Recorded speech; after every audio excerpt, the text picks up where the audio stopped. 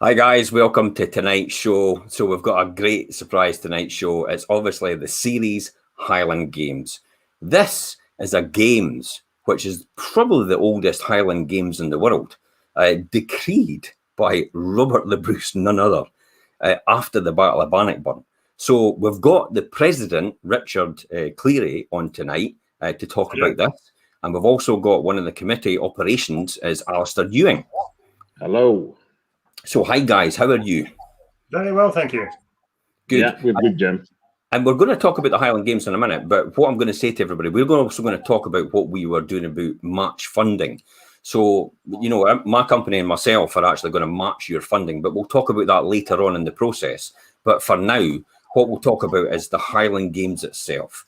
So, it's just mind-blowing to think at some point in time in 1314, after the Battle of Bannockburn, that Robert the Bruce came along and said, by the way, this is now a celebration for the people of Ceres and their efforts for the Battle of Bannockburn, for want of a better way. You know, Richard, I mean, is this actually what happened?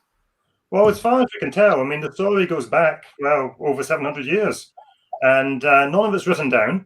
So it's been all word of mouth. So you can only take what your previous generations have told you is actually the truth. Mm-hmm.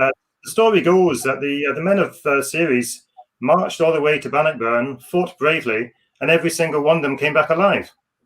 Wow. So that's the celebration that the village has. We actually celebrate the safe return of the men, and obviously the victory itself. And, you know, it all kicked off as like a market, a games, a fair, you know, back over 700 years ago. And just over time, that's just gradually evolved.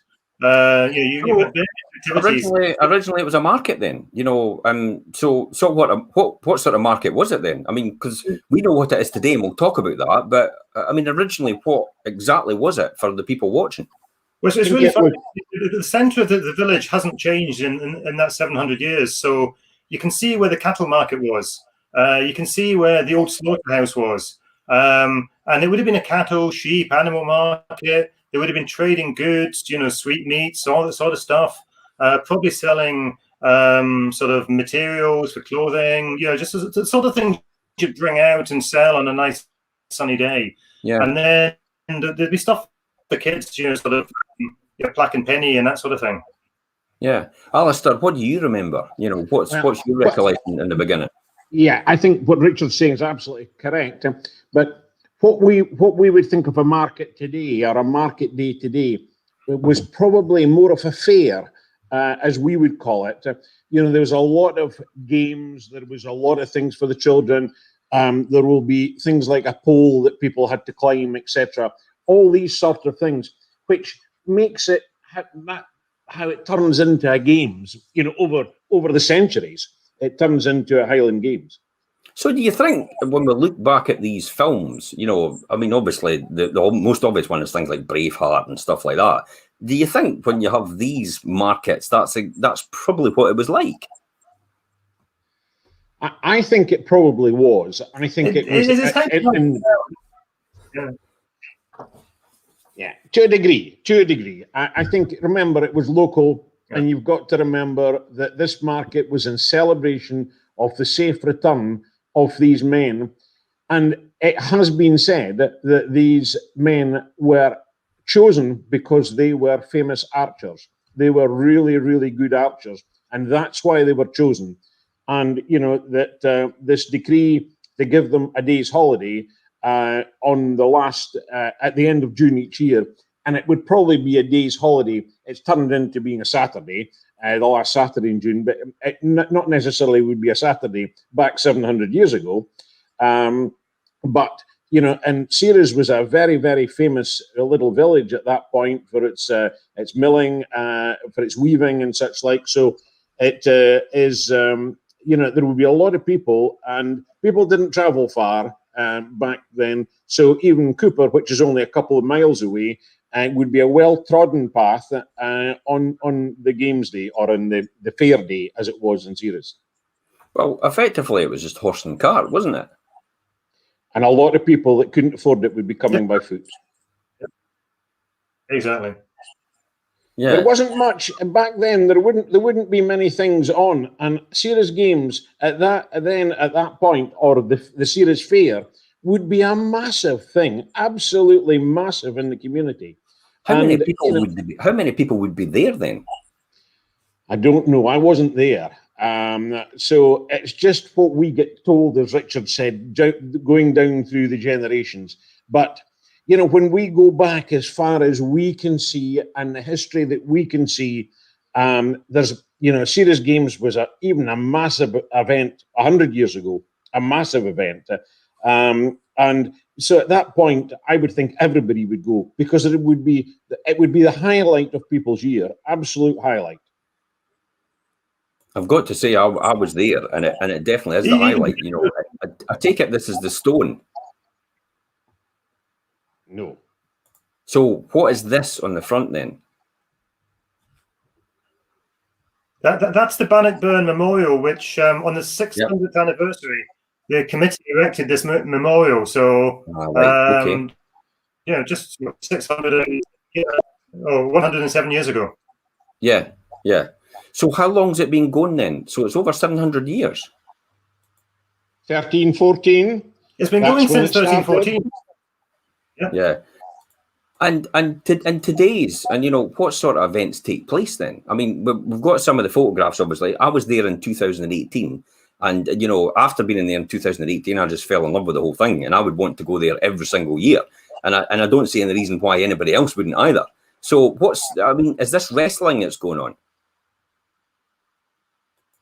No, that's the heavies there. So the traditional heavy event, you have things like the 56-pound weight, the wheat sheaf, and then you have the caber. And we're the only Highland Games that has two cabers. So you have the traditional caber for distance, and we have the traditional caber. We have the caber for accuracy as well. So we have those events, and we have the Ceres stain, which is a very large lump of rock, which is probably around 35 kilos. We're not too sure.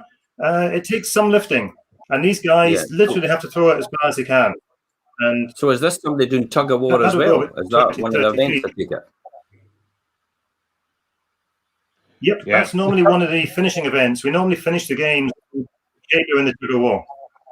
Yeah, and then there's lots of fairs. I mean, there's shows there as well, isn't there? We've got massive number You've got to have stuff for kids.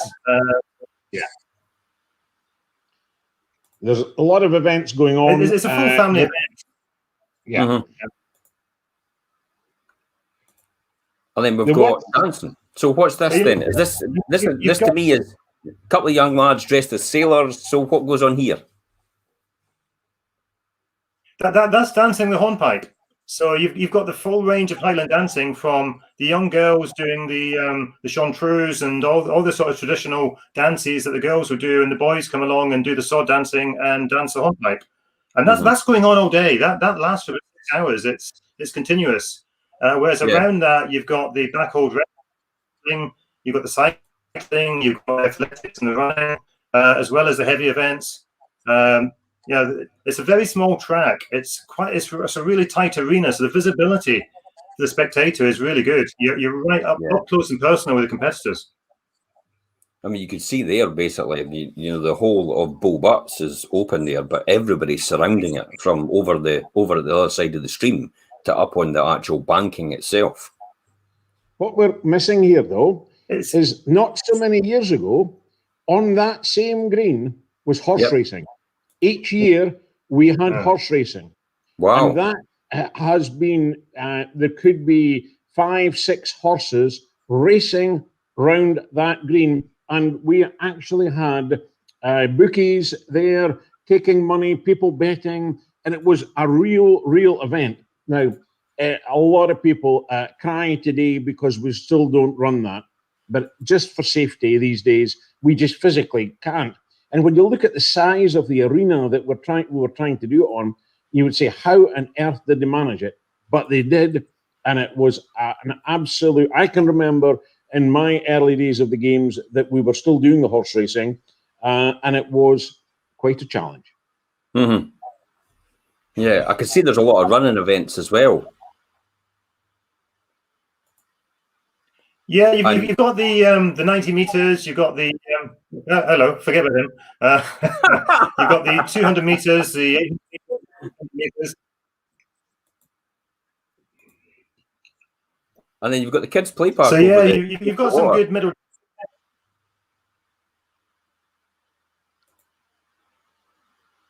Yeah, the play park is really kept as a sort of, or it was kept as a changing area for the young dancers, and just to give them space to get ready. That's the solo piping. So you've actually got the bagpipes going on all day. People actually come up to play the bagpipes, and they're judged on how well they play. It's you've got to be a top class professional piper to do well. The standard's incredibly high. And we're looking at some of the stuff. There's obviously the poles. You can see the pole down here. I take it that's the cabers. That's the caber. Yeah, that's the one. That is a really one thing people love about Ceres is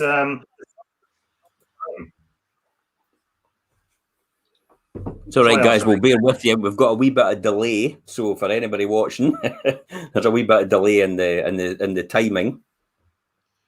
Yeah, what we're going to say, the caber, the heavyweights are a real centerpiece of the whole of the games. You know, there are people who follow the heavyweights all around the game circuit, but people love coming to see the heavyweights. Enjoy coming to Ceres. Because it's such a super splendid place to be. And you can see from the photographs the natural amphitheatre we have on the village green. It's just a perfect spot. You know, there are some people saying, if you're going to try and make it bigger, why do you not move into a bigger arena? Absolutely crazy. This is what Ceres is. This is what Ceres Games is all about. Having on the same park and the same green that it was held on 700 years ago. Yeah, I mean, it is an amazing atmosphere because you're absolutely right. It is like an amphitheatre, the whole thing, and you could basically see everything that goes on from any position in this in the crowd itself. And I think that's one of the biggest things I like about it. It's very difficult to accommodate. Once the heavies get going. It's very difficult to accommodate so many people in the village, you know, and on one day to try and get thousands of people into the village, get them parked and look after them for the day, because it's a day out for people. So it's a major event, and we've got to tell you that we are absolutely delighted to welcome from people from all over the world coming to our games. You know, that people organizing their holidays from America, Australia, South Africa around Ceres Games. You know, they're coming across for 3 weeks, and Ceres Games is the centerpiece of the tour. And you even had some special guests when I was there in 2018. So this is Gordon Ramsay, Gino and Fred. Yeah, that's right. They filmed a series. It was Gordon's Ultimate Road Trip, I think it was called. Yeah. And it's a great program. It really showcased Ceres very well. And matter of fact, I think it's on YouTube if you want to go and find it. Yeah, I've watched it plenty of times, and it's actually quite surreal to actually have been there and then watch it again and actually realize you've been there. It's quite a moment, because you understand the emotion of the whole thing then. And I think that's something you don't get from watching it from a video. It's actually being there. It gives you that full experience of the games itself. Well, the great thing is that now, over the last couple of years, we actually shut the roads as well. So the entire centre of the village is shut to traffic. So it's fantastic for families to be walking around. The kids are safe and secure. It gives you a great atmosphere, so you're not dodging cars on the way past between getting your burger and getting back to the ground, sort of thing. It gives us more space to spread out in as well. This photograph shows it all, where it's basically you can see the crowd on either side of here, and the whole amphitheatre environment. which gives you that atmosphere ultimately. Yeah, that's the thing. Over the last couple of years, the crowds have been getting bigger and bigger. I think the weather has really helped. But I mean, I think we're estimating we get now between 4,000 and 5,000 people coming along for the day. And for a village of just over 1,000, that's a huge number. Yeah, and the all important beer tent. Or should I say the refreshments, Ted? You have to hydrate. Yeah, you have to hydrate. Yeah. Yeah, absolutely. I would 100% agree with that. And we've got a couple of bits of footage, I think. See if they'll play okay.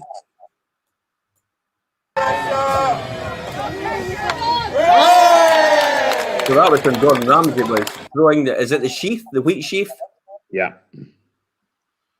That's the one.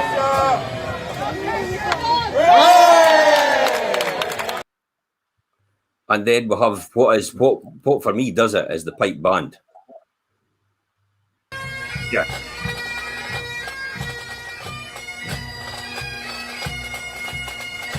I mean, it's such an emotive sound. So who is the pipe band? The current pipe band. The main pipe band is on you go, Richard. So the City of St. Anne's along every year, and they're our main band, and they're fantastic because it's a real family atmosphere for them as well. So you've got youngsters in their teens going all the way up to the grizzled oldies, and it really just shows how the whole piping culture is continuing through the generations. But we also try and get a guest pipe band every year. So we have bands coming from the US and around the world just to play a series, which is great. How did they find out about you then? How does that happen? I mean, is there a forum somewhere where there's Highland Games and everybody finds out about your games, or is there some sort of is there a secret club that we don't know about? No, I've actually tried to work that one out myself, but the Highland Games circuit is I wouldn't say it's a clique, but once you start to get in it, it's word of mouth that gets around. But also Ceres being the oldest. If you Google the oldest Highland Games in the world, Ceres pops up. So we're very high profile in the game circuit. And we've been described a few times as the jewel of the crown. So people come to Ceres just because they are. Ian says about the series. What's the series derby? That would be the horse racing. Ah, right. Okay, that's what that is. And he said, do you still soak the caber in the bun? The answer is yes. Wow. Now, why do you do that? Is that a traditional thing, or is there a theory behind that? It makes it significantly heavier than if you soak it in the bun. That it goes in the bun on a Monday night prior to the games. It stays in the bun all week, and we fish it out on the Friday. And by that time, it will have doubled itself in weight.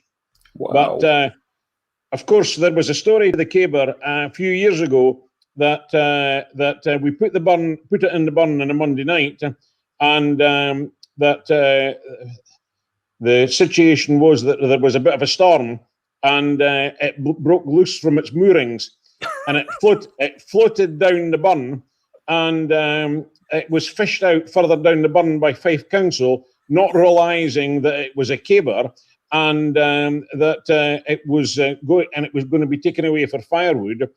But of course, that our then president went and put notice in the Fife Herald that we had lost our caber, and where had it gone? It went out on Facebook, etc.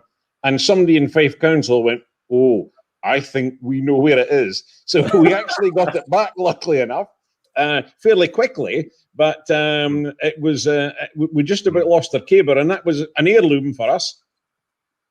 Yeah, I'm going to say a couple of good evenings. Good evening, Julie. Thanks for watching, and good evening, Faith. Thanks for watching as well. Thanks. Yeah, I mean, I definitely want to support the games. We're going to talk about that now, guys. In terms of the games, you've obviously, Richard, you've done a fantastic effort. I mean, let me, just share with us what you did, to raise funds. What was your event that you've done over the whole of last year, more or less, to now? Well, folk who know me know I like to run a wee bit. And I thought I'd put myself a challenge last June to see if I could run, say, 130 miles or 131.4 miles in 2 or 3 weeks. And people like Alan looked at me and said, I'm not working hard enough. So I was basically told to run the whole 1,814 miles to raise money for charity, or to raise money for the games. Wow. So it took me just over 7 months. I was running between 180 and 200 miles a week. And literally going probably 5 days a week on average. That's a long way. And, I mean, did you encounter any injuries? I managed to get through 4 pairs of running shoes, and it's the equivalent of running all the way to Milan.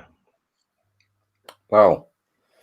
Okay, that's. I mean, I really can't comprehend. I mean, 1,000. What's John O'Groats to Landend? Is it no 700 miles or something? If you take it by road, it's about 800. Yeah. So it's also the equivalent of running, I think, to Bannockburn and back. John O'Groats to Land's End and come back again. Not too bad. Not too bad. That's amazing when you put it into that context. It took me a wee bit longer than I thought. I was hoping to do it by Christmas, and I finished just at the end of January. Yeah. So how much you raised so far then? We've raised about 3,800, which is fantastic. I mean, people's generosity is amazing. We had folk from all over the world and Ceres and the whole area donating for all that, which we really appreciate. Yeah. So what we had a discussion about, and previously in the background, I had approached you and said, look, how about I help out, because we're a local business. It's one of the things that we do as a local business. Ultimately, that's the only reason I do. That's the only reason I operate my business, is to actually put something back into the community. So we had thought something along the lines that we would do a match funding.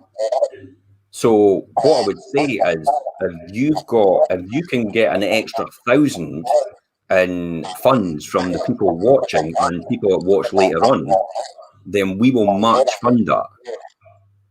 So basically, for the next 1,000 that you raise, we will double that. We will double that by another 1,000. So if somebody puts in a £10, if somebody puts in £5, we'll put in the £5. So if you're putting in £5, you're really putting in £10 because we're contributing towards it as well. If you're putting in £10, you're putting in £20 because we're contributing £10 to it as well.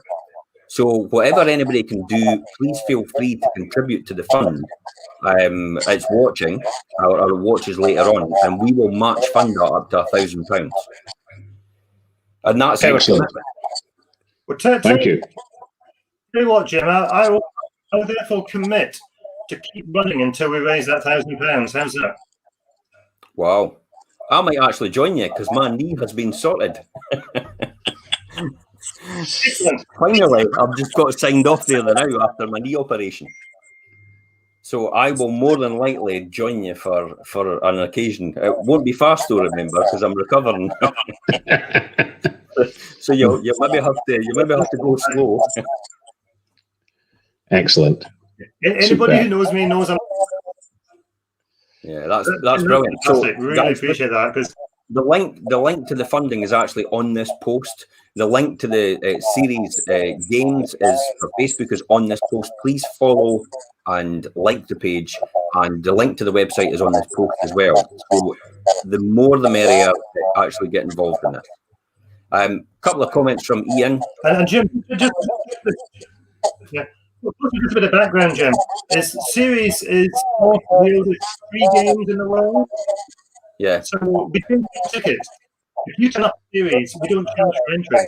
So we have to raise money by fundraising, donations, sponsorship. We do charge for car parking. That's people could climb into a car and still get into the games for free. Yeah. So we have to raise 18 a year. And so every single year we're looking. You have to raise about 18,000 a year, you said? Yeah. Wow, that's a huge amount. That's a huge figure. But ultimately, I mean, it is for the benefit of everybody else, and anybody else can come. It's like what you say, it is a free games. It's a free games, but the thing is, it's not just something that people can do on a Saturday afternoon. The organization that goes into it, you've got reliability insurance, you've got the cost of pins, marquees, fencing, all these things that you pay for. I think Ian Grieve, also listening, he's part of this Games Association and St Andrew's game. I think he'll fully understand all the logistics and costs that go into getting a game here. And as soon as done, if you then add the prize money for the athletes, it's an expensive day to put together, but it's a fantastic event. Yeah, brilliant. Alistair, you've been on the committee for 30 years, I believe. Yeah, I'm just about getting to know what's to do now. I'm just about coming out of my apprenticeship. So yeah, it's everybody thinks Ceres Games is a day's event. Yeah, it takes us a whole year to put it together. It's no 5-minute job to have the planning. It gets more and more complicated on an annual basis. It's all the infrastructure around the games to make sure the equipment is fit to be used. And actually, we have games, but we try and make a games week out of it. We try and have some events week running up to the games. We have a small team of our committee members who run a Ceres football match, Ceres Fives, which is fairly well supported. It's held in the green in advance of the games. So people come from all around. Then we have things like a card treasure hunt, children's treasure walk, and quiz night. There's various things. We're very well supported by Ceres Inn, which is interesting. It's 300 years old this year. Wow. So it's fantastic. So Ceres Inn supports us very well during the events, and we have various events there. But we try and have a lot of events to build up the games during the week to the big day, and then we've got to start all over again, clearing the place up and thinking about the following season. So Karen says as well, you've got a boat race. Yeah, there's the raft race on the village burn, which you've on the Ceres burn, which is very well supported by the children. Huge. It's a family evening out. But of course, like everything, weather makes it. Ceres in the sunshine, the best place ever to be. It has to be. I mean, the reality is, I mean, I always say about East Fife and North East Fife. I always think to myself, welcome to God's country. Ultimately, it's beautiful, and I don't think anybody realizes just how beautiful it is until they actually visit here. Yeah. Well, they say that Ceres is the jewel in North East Fife's crown, and it's good. We like it. The well supported by the community. A lot of funding comes from the community, and a lot of funding comes from local businesses. Most of the local businesses in the village and the surrounding villages do financially support the games, and we are greatly appreciative to the businesses who continue to support the games. I think Ian said there when the comments about the cyclists sometimes soak in the burn as well. Not by choice. When they don't make the tight bend quick enough. And Becky said, don't forget the traders too. Oh, the traders, or the market traders. So there is traders as well. So we'll have things like you've got the concession stalls, you've got candy floss, you've got sweeties, you've got coffee, you've got pies, you've got all these things, haven't you? Well, there's a lot of jewelry stalls, and People selling a whole range Yeah, we had a of food materials. Yeah, food stalls, everything. There's a massive range of stalls at the games. Yeah. Okay, guys. You know, anything else to contribute to this, or do we just tell everybody go and come to the games because it's absolutely wonderful? Is it going on this year? That's another thing as well. Have we got it planned for this year? Is it going to happen this year? That's the challenge we have right now, because we're due to be on at the end of June. To run an event of 3,000 to 5,000 people under the current COVID guidelines, we need to be in tier 0 or tier 1 in order to do that. We make an announcement over 2 weeks over what's happening. So let's say the situation is extremely challenging and very, very hard. So it's not looking hopeful, is all I can say. That just means it's even harder for next year. I mean, that's ultimately it, isn't it? I mean, if it doesn't happen again this year because of COVID, then, you know, roll on next year and planning again, really. It's back to planning. We will be back, and we're just trying to make sure that when we do come back, we have a fantastic event for the games. Yeah, perfect. Any final words, guys, before we wrap up? I think it's fantastic that that you're supporting us, Jim. I really think that's great, and it will be really good for Richard to run another few hundred miles. He's really looking forward to it. I can see that. The only good thing is the weather's getting better rather than the mud and the snow to run in. But, you know, I think it's great that everybody's supporting the games.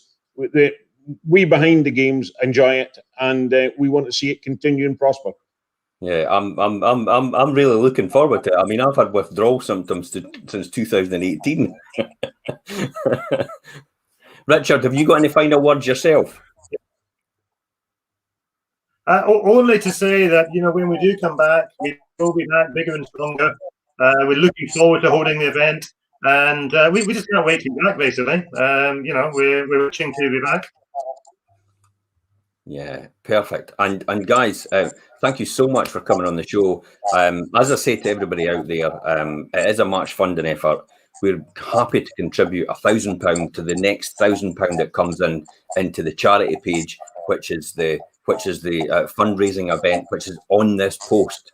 So the more you give, the more we can contribute towards it as well on a match funding. As I said before, if you give £5, you're effectively giving £10 because I'm match funding it up to £1,000. And that's it. Thanks very much for coming on the show, guys. Really appreciate your efforts. And thanks everybody else for watching. Okay, good night. Thank you. Fantastic, Jim. Bye.